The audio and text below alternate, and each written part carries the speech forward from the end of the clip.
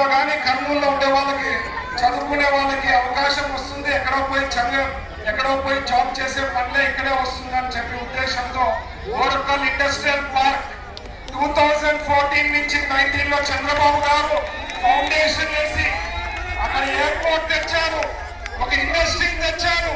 19 నుంచి 24 లో నాశనం చేశారు. ఇప్పుడు ఇండస్ట్రీస్ వస్తున్నాయి. నేను ఆల్రెడీ చెప్పా, అన్ని అనుకున్నట్లు కానీ కంప్లీట్ చేస్తే 50,000 కోట్లు పెట్టుబడులు వచ్చేదానికి అవకాశం ఉంటుంది. ఒక్కసారి ఇమాజిన్ చేసుకోండి. ఇవన్నీ వచ్చినాయంటే ఖచ్చితంగా మనకు ఉద్యోగ అవకాశాలు వచ్చేదే కాకుండా కర్నూలు ఎకానమీ గ్రోత్ జరిగే. ఇక్కడే బాబర్ లస్సీ ఉంటుంది. ఇక్కడ వచ్చే బాబర్ లస్సీ ఒక 10,000 సంపాదిస్తున్నాడు అనుకోండి, మనకి ఇండస్ట్రీస్ ఇవన్నీ అభివృద్ధి చెందితే 20,000 సంపాదించేదానికి అవకాశం ఉంటుంది. షాప్స్ అభివృద్ధి అయ్యేదానికి అవకాశం ఉంటుంది. ఇట్లాంటివన్నీ పాసిబిలిటీ ఉంటుంది. మీరు ఒక్కటే ఆలోచనలు చేయాల్సింది. ఎందుకు నేను చెప్తున్నా అంటే, కులాలు మతాలు చూడొద్దండి.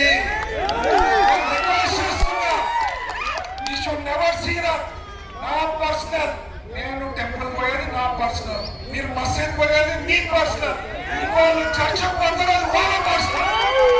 అంతేగాని రాజకీయాల్లో అందరినీ కలుపుకుపోయే నాయకుడు ఎవరన్నా ఉన్నారు, కుటుంబం ఎవరన్నా ఉంది అంటే కుటుంబం అది తెలుసుకోవాల్సిందిగా నేను రిక్వెస్ట్ చేస్తున్నా. ఎందుకంటే నేను నిన్న డోర్ టు డోర్ పోతున్నప్పుడు ఎవరికో కొంతమందికి మామూలే కదా, కొంతమందికి అపోజిషన్ లీడర్ లో ఉండే వాళ్ళకి కొంతమందికి ఉంటారు.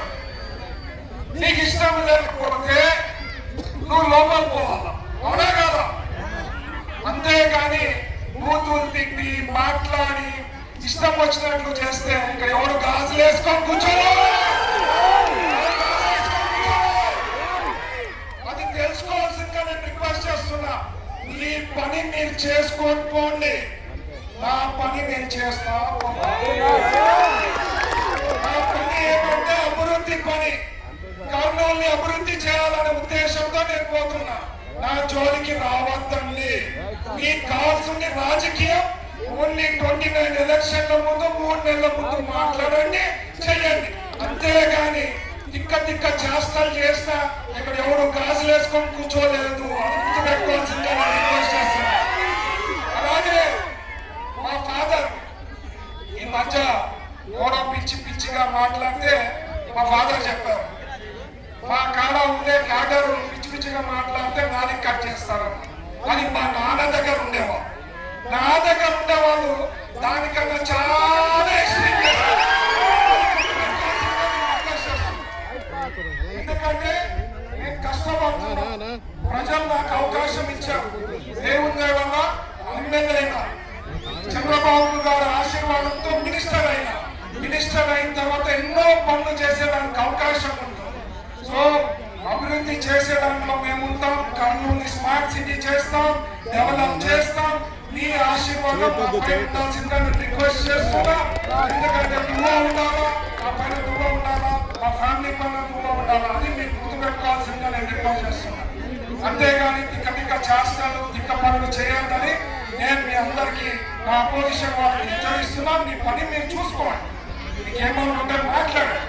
అంతేగాని మేమేదో వస్తున్నాము కాదు అంటే పోవాలి. అంతేగాని వాళ్ళని గలీజ్గా మాట్లాడటం, మిస్బిహేవ్ చేయడం అంటే ఎవరు ఊరుకునేది లేదు అని చెప్తూ ఇంకా స్టెప్ వెల్ అమ్మా, ఇలా వెల్